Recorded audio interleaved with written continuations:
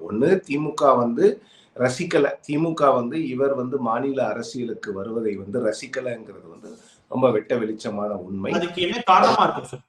திமுக தலைமை வந்து ரசிக்கல அப்படின்னா அவங்களுக்கு என்ன நோக்கமா இருக்கும்?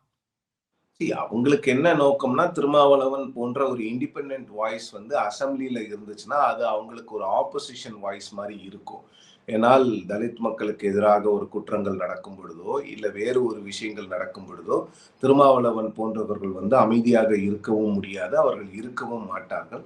அப்படிப்பட்ட ஒரு இண்டிபெண்டன்ட் வாய்ஸ் வந்து அசெம்பிளிக்குள்ள இருந்தா, அது திமுகவுக்கு பல்வேறு பிரச்சனைகளை குடுக்கும். ஆட்சிக்கு வரும் பட்சத்தில்.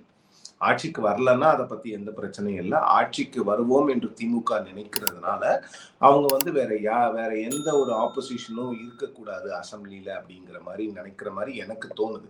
ஏன்னா திமுகவிலிருந்து எந்த ஒரு கட்சி தலைவரும் வந்து பெருமளவுல வந்து திருமாவளவன் அவர்களுடைய இந்த மாநில அரசியல் வருகையை வந்து ரசிக்கல, அதை வரவேற்கவும் இல்லை.